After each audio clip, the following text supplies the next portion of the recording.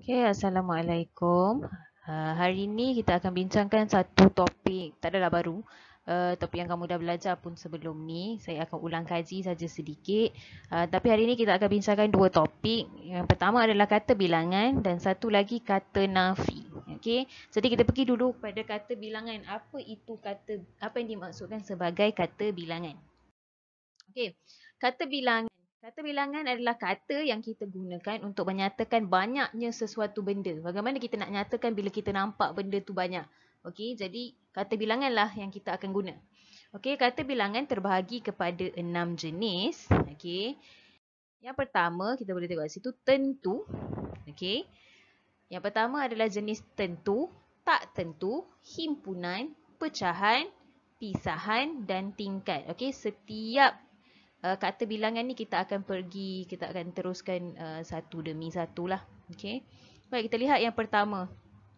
Apa itu kata bilangan tentu? Kata bilangan tentu adalah kata bilangan yang menunjukkan bilangan yang tepat. Maksudnya bila kita nampak sesuatu benda tu dan kita boleh kira dengan tepat, jadi itu adalah kata bilangan tentu. Contoh tengok dalam gambar ni saya bagi. Buah delima. Awak boleh kira buah delima ni. Jadi kamu kira 1, 2, 3. 3 itu adalah kata bilangan tentu sebab awak boleh kira. Samalah juga dengan jumlah belon ni. Okay? Awak boleh nampak dan awak boleh kira. Jadi itu adalah kata bilangan tentu. Jadi ada 5. Betul? Ada 5 belon. Jadi itu adalah contoh kata bilangan tentu. Contoh yang lain 10, 16, 100. Kalau orang rajin nak kira lah. Contoh cikgu kata, okay, tolong susun 100 kerusi. Jadi kamu akan bilang kan? Okay, 100. Jadi benda tu kita panggil kata bilangan tentu. Okay, kata bilangan tak tentu. Apa maksud kata bilangan tak tentu? Dia adalah kata bilangan yang tidak tepat atau tidak pasti. Contoh ni, belon. Belon ni terlalu banyak untuk awak kira. Okay? Takkan awak nak kira satu-satu. Betul tak? Okay, jadi kamu perlu gunakan kata bilangan tak tentu untuk menentukan jumlah-jumlah ini. Macam buah apple dekat atas pokok ni. Macam mana kamu nak cakap banyaknya sesuatu benda tu. Jadi kita gunakan, okay, contoh kata bilangan tak tentu beberapa. Beberapa biji. Awak malas kira. Adalah 3, 4. Mungkin celah-celah pokok tu ada lagi.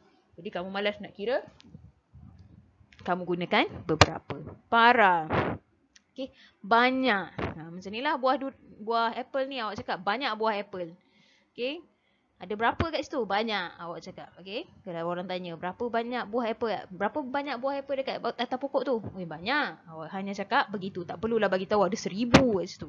Okay, tak perlulah awak kira. Okay. Pelbagai. Maksudnya berbagai-bagai. Okay. Ramai. Ramai digunakan untuk manusia. Sesetengah. Hanya sebilangan. Sekalian. Okay. Jadi tolong ingatlah kalau tak tentu inilah perkataan yang kita guna. Okay.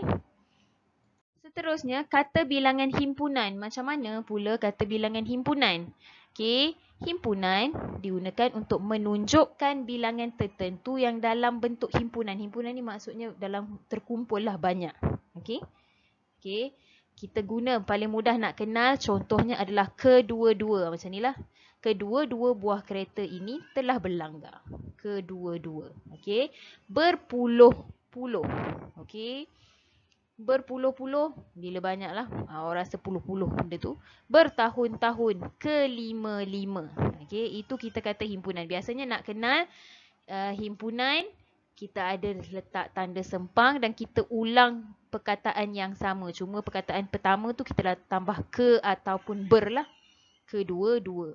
Berpuluh-puluh. Bertahun-tahun. Okay, itulah. Itu adalah himpunan. Ketiga, kata bilangan pecahan. Biasanya pecahan menunjukkan bilangan dalam bentuk pecahan lah. Cuba lihat gambar pizza saya tu. Biasanya pizza dalam bentuk pecahan lah. Contoh, kita tanya, awak makan berapa pizza? Okay, awak akan cakap, oh saya makan setengah daripada pizza tu. Okay, setengah itu adalah contoh. Ataupun kamu kata, okay, pizza ni kan ada 1, 2, 3, 4, 5, 6, 7, 8. Ada 8 bahagian. Awak ambil 1. Jadi, awak cakap lah, oh saya makan 1/8 daripada pizza. Okey, itu adalah bentuk pecahan ataupun suku. Suku ni quarter suku daripada tu. Setengah, separuh. Itu semua kita kira sebagai kata bilangan pecahan. Kita boleh guna tak ada masalah pun. Yang seterusnya adalah kata bilangan pisahan. Okey, dia menunjukkan sifat yang terpisah. Contohnya perkataan yang kita guna untuk pisahan adalah masing-masing, tiap-tiap, setiap. Okey, biasa awak gunalah. Contoh ayat, setiap hari saya pergi ke sekolah. Setiap itu adalah kata bilangan pisahan. Setiap dan tiap-tiap sama saja. Selain pada guna siap. Setiap, tiap-tiap hari saya pergi ke sekolah menaiki bas. Tiap-tiap dan setiap sama maksud. Okey. Itu adalah kata bilangan pisahan. Okey. Bagaimana pula dengan kata bilangan tingkat? Ni yang seterusnya. Apa itu kata bilangan tingkat? Ia menunjukkan giliran atau urutan dalam suatu jumlah. Okey, urutan dia ada sequence lah. Ada giliran, turn dia. Okey. Biasanya cuba lihat dekat gambar tu. Okey, orang yang ni. Okey, yang tengah pakai baju warna merah ni. Okey, dia duduk nombor 1. Jadi kita panggil dia sebagai pertama. Okey, kedua, ketiga, keempat, kelima. Okey. Kita tambah ke di depannya. Okey, itu adalah kata bilangan tingkat. Untuk menunjukkan tingkat lah tu. Pertama, kedua, ketiga, keempat, kelima, ke-100, ke-15. Okey. Cuma yang perlu kamu tahu adalah bila kata bilangan itu kurang daripada 10, okey, 10 dan ke bawah kita perlu eja. Okey, atas daripada 10 kita perlu tulis nombor. Sebab tu saya tulis dekat sini ke sempang 100. Sebab 100 ni dah lebih daripada 10. Okey, tak perlu lagi bila dah lebih daripada 10 kamu eja. KI ke, SI se, RA ra, TUS tus ke 100. Awak eja, tidak perlu. Okey. Itu adalah cara bagaimana nak tulis kata bilangan tingkat untuk nombor 11 dan ke atas. Boleh faham? Okey, samalah juga dengan ni contoh ke-15. Sebab dia lebih daripada 10, tak perlu lagi kamu mengeja. Kamu perlu tulis ke sempang dan 15. Okey? Okey, boleh faham ini salah satu teknik menulis yang betul. Okey? Kalau kamu eja, kita kira salah lah lebih daripada 10. Okey, 10 ke bawah tak ada masalah. Ke 10 betul. Ke 9 betul. Ke 8 awak eja. Tak ada masalah. Okey, lebih daripada 10 tak perlu eja. Terus tulis nombor ke sempang 20. Tulis angka. Okey, itu kata bilangan tingkat. Okey, seterusnya. Okey, itu yang terakhir tadilah kata bilangan tingkat. Jadi saya harap kamu boleh faham kata bilangan tersebut. Okey, jenis-jenisnya. Okey, yang pasti yang penting adalah kamu tahu penggunaannya. Okey, penggunaan itu yang lebih penting. Baik, cuba lihat dekat sini. Ini satu contoh soalan bagaimana nak jawab kata bilangan. Yang ini saya ajar dahululah. Okey, nanti kita akan buat lebih banyak latihan. Okey. Okay, nombor 1. Kakak Ahmad menggemari telur ayam masak apa? Okay. Pertama sekali baca betul-betul fahami. Okay. Ada yang tak faham apa itu menggemari. Okay. Menggemari bermaksud suka. Dari perkataan gemar. Gemar itu suka. Okay. Jadi kakak Ahmad suka telur ayam masak apa? A. Masak semua. B. Masak seluruh. C. Masak separuh. Atau D. Masak sesetengah. Okay. Yang mana yang betul dekat sini? Okey, telur ayam masak apa? Okey, yang tepat sekali adalah telur ayam masak separuh.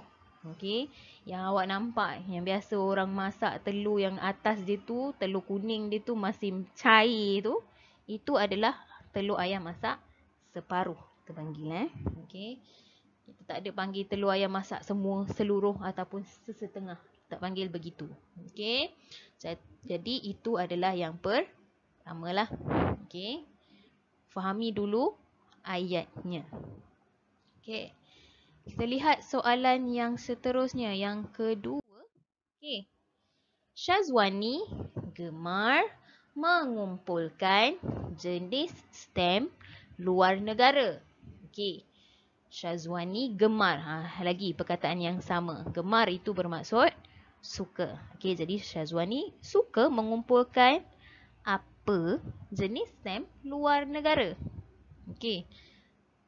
Tahu stem Stem tu yang biasa ada dekat surat. Okey. Orang dulu kita hantar surat mesti kena guna stem lah.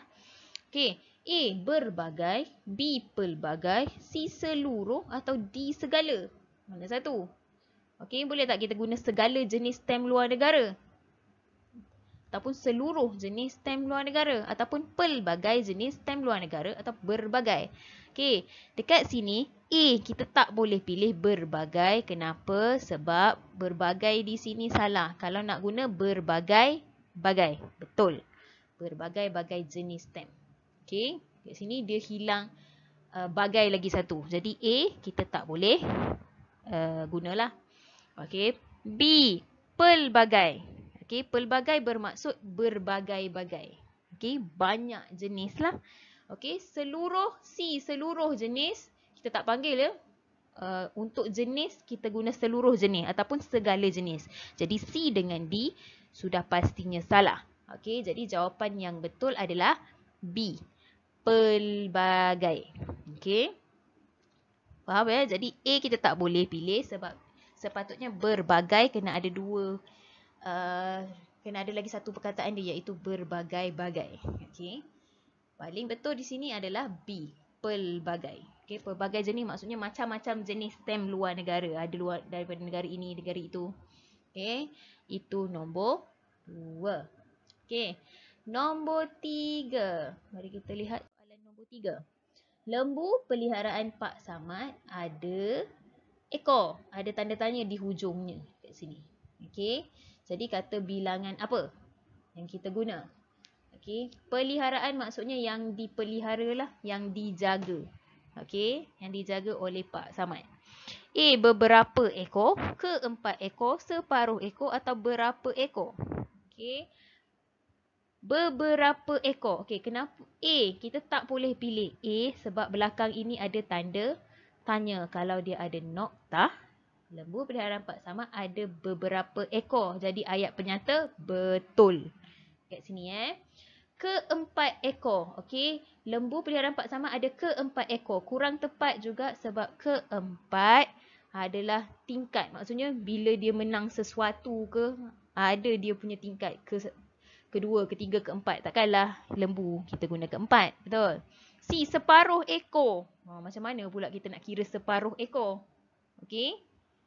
Kita tak guna ya separuh ekor.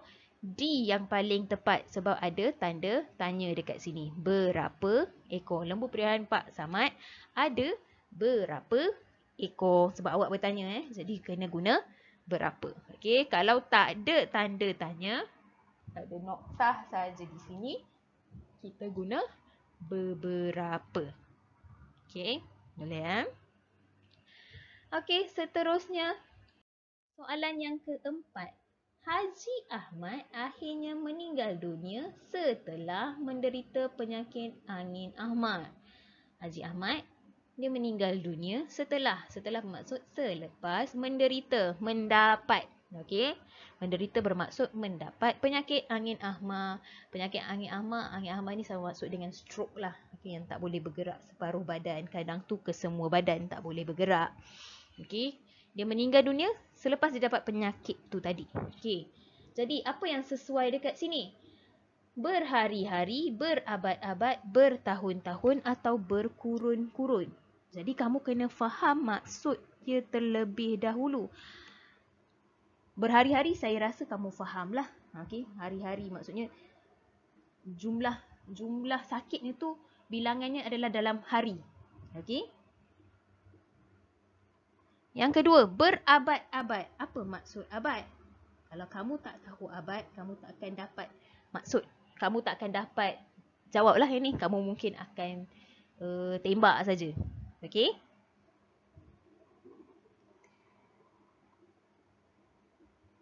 Okey, bertahun-tahun. Maksudnya dalam tahun yang banyak. Mungkin setahun, 2 tahun, 3 tahun, 4 tahun lah. Okey? Dan berkurun-kurun. Kalau tak faham, saya rasa C bertahun-tahun tu awak faham lah. Maksudnya dia dah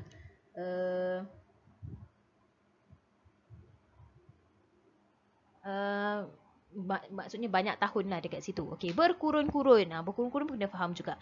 Okey, berabad-abad. Apa maksud berabad? Satu abad bermaksud 1000 tahun. Okey. Berabad-abad maksudnya beribu-ribu tahun.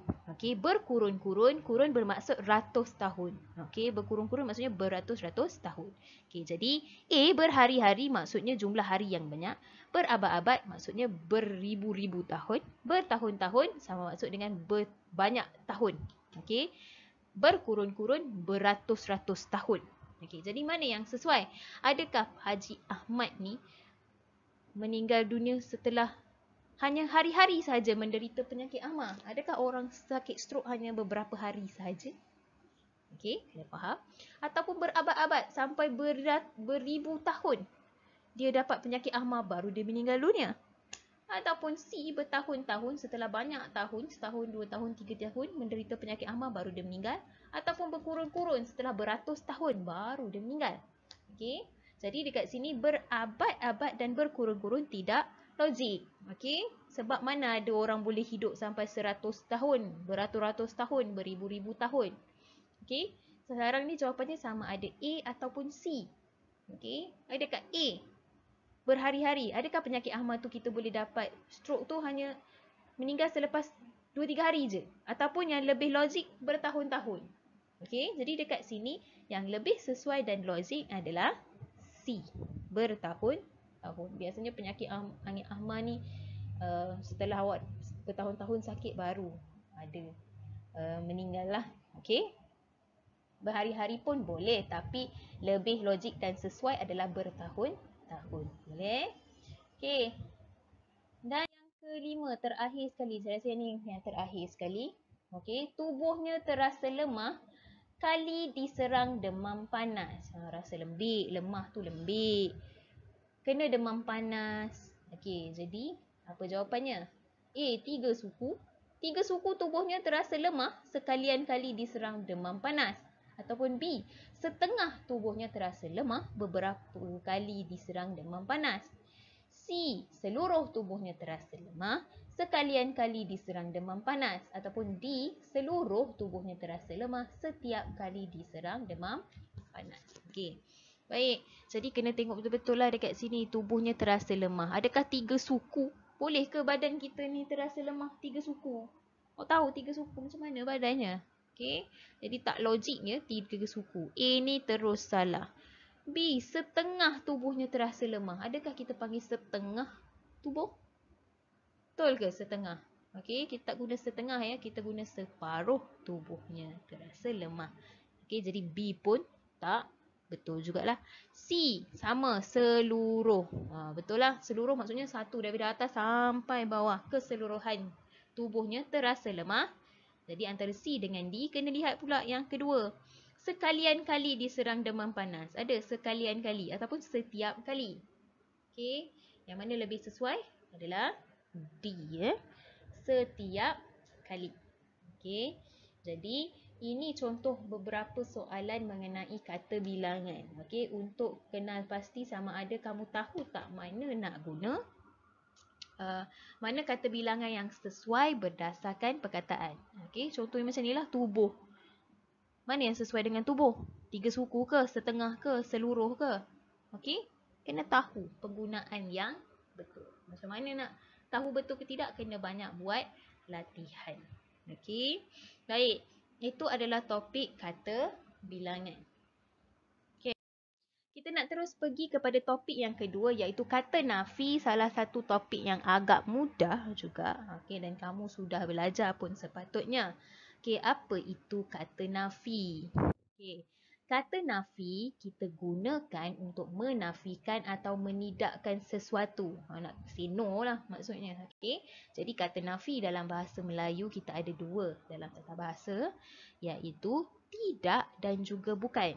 Okey, kenapa kita belajar? Sebab penggunaan tidak dan bukan berbeza bagi setiap ayat. Jadi kita kena tahu bila masa nak guna tidak, bila masa nak guna bukan. Okey, jadi kita kena fahamlah macam mana nak tahu guna tidak, macam mana nak guna bukan. Bukannya ikut suka hati kita je nak tentukan mana satu antara dua ni. Okey. Baik. Kita lihat seterusnya. Okey. Tidak. Okey, bila masa kita nak guna tidak, tidak digunakan untuk menafikan ataupun untuk menidakkan frasa kerja dan frasa adjektif. Okey, kena tahu frasa kerja bermaksud kata kerja lah. Kata kerja dan kata adjektif. Okey, saya letak dekat sini warna merah untuk frasa kerja, warna hijau untuk frasa adjektif. Okey, ini contoh yang pertama. Yang pertama sekali, saya letak warna merah. Maksudnya, ayat ini untuk menafikan frasa kerja. Alia tidak, saya gariskan tidak, bersekolah hari ini kerana demam. Bersekolah ada imbuhan, jadi dia adalah kata kerja. Alia tidak bersekolah. Kita lihat daripada sini ya. Daripada yang warna merah ni. Bersekolah ini adalah frasa kerja. Bila frasa kerja, kita kena guna tidak. Okey. Yang kedua, Amira tidur sahaja sepanjang hari kerana tidak sihat. Okey, saya gariskan juga tidak sebab kita nak lihat macam mana kita nak tentukan jawapan. Kita tentukan berdasarkan belakang dia ni. Nampak tak belakang yang kedua ni warna hijau. Sihat itu adalah frasa adjektif. Jadi sangat penting untuk kamu tahu apa contoh kata adjektif, apa contoh kata kerja. Okey. Kata kerja biasanya mudah kita nak kenal. Kata kerja adalah perbuatan manusia ataupun haiwan. Okey. Apa yang manusia boleh buat? Membaca, menulis, menari. Itu semua frasa kerja lah. Haiwan pula apa? Terbang, melompat. Itu semua frasa kerja. Perbuatan yang dilakukan oleh manusia ataupun haiwan. Kalau kamu kenal frasa kerja, kamu kena letak imbuhan pula. Kata nafi, tidaklah dekat situ. Okey. Samalah juga dengan frasa adjektif. Kena tahu, sihat itu adalah adjektif. Sifat kepada sesuatu benda. Contoh pisau, sifat dia apa? Awak tengok pisau? Pisau sifatnya adalah tajam. Batu sifatnya adalah keras. Cantik, biru, merah, warna, itu semua kata adjektif. Okey. Kamu lihat belakang dia kalau diberi soalan, Alia tempat kosong bersekolah hari ini kerana demam. Lihat selepas tempat kosong tu sama ada dia frasa kerja atau frasa adjektif. Kalau frasa kerja dan frasa adjektif, gunalah tidak. Okey. Baik. Itu untuk tidak. Bagaimana kita nak kenal, kita nak guna bukan pula? Okey. Bukan untuk menafikan frasa nama dan frasa sendi nama. Okey, frasa sendi. Frasa sendi ataupun frasa sendi nama. Jadi kamu kena kenal lah apa tu frasa nama, apa tu frasa sendi nama. Okey, cuba lihat dekat ni contoh. Cikgu Fitri bukan guru kelas 5 Iman. Guru warna biru, frasa nama. Okey. Kita lihat warna biru. Kita lihat warna biru tu dulu. Okey. Warna biru tu kata nama, jadi kena letak bukanlah. Yang kedua, hadiah ini bukan untuk Afifah. Untuk adalah frasa sendi. Jadi macam yang saya cakap tadilah, kita kena kenal apa contoh frasa nama, apa contoh frasa sendi nama. Frasa nama, kata nama am, kata nama khas yang kamu belajar tu. Kata nama am terdiri daripada orang, haiwan, tempat, benda.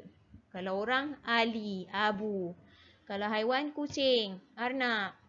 Kalau benda, batu, meja. Okey, itu semua frasa nama. Jadi kalau frasa nama, kena guna bukan.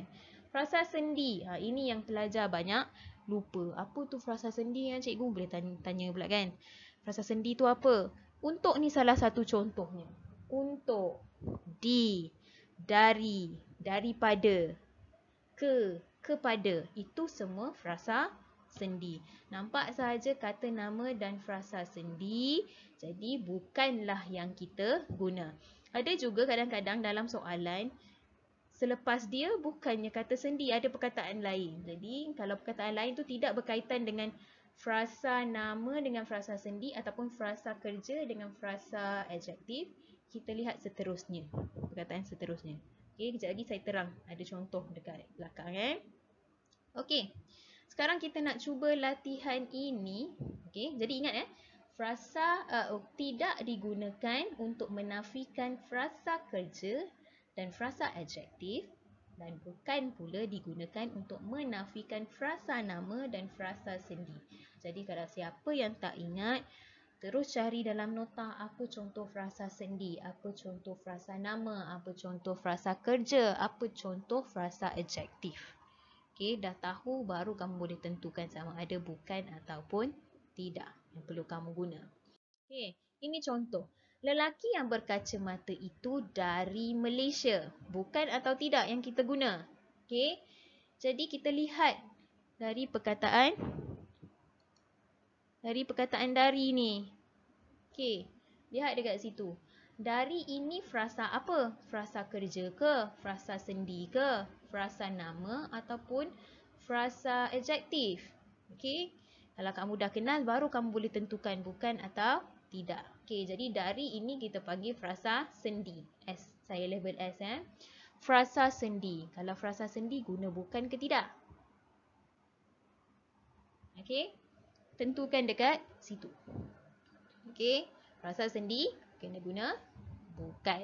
Bukan dari Malaysia. Okey, itu satu contoh. Okey. Jadi kita lihat daripada belakang tu contoh dia. Okey. Yang kedua. Okey, mari lihat yang kedua. Ahmad berani berenang di lombong itu kerana berbahaya. Okey. Saya rasa faham kot ayat ni kan? Okey. Berani berenang di lombong. Lombong adalah satu kawasan air yang dalam, yang kawasan orang dulu kala ada cari emas ke, cari biji timah ke, tinggalan dululah yang biasanya memang dia macam tasik yang sangat dalam. Okey, tapi bukan tasik semula jadilah. Buatan, itu yang kita panggil sebagai lombong. Okey, dan biasanya sememangnya berbahaya sebab dia sangat dalam. Okey, jadi Ahmad bukan berani ataupun tidak berani. Kita akan guna dekat sini. Okey, jadi macam biasa juga macam saya cakap tadi. Lihat belakang dia. Berani ini frasa apa? Okey. Okey, berani ini adalah frasa adjektif. Oh, alamak, salah pula. Okey, frasa adjektif. Okey. Adjektif, kalau adjektif kita guna yang mana? Bukan atau tidak?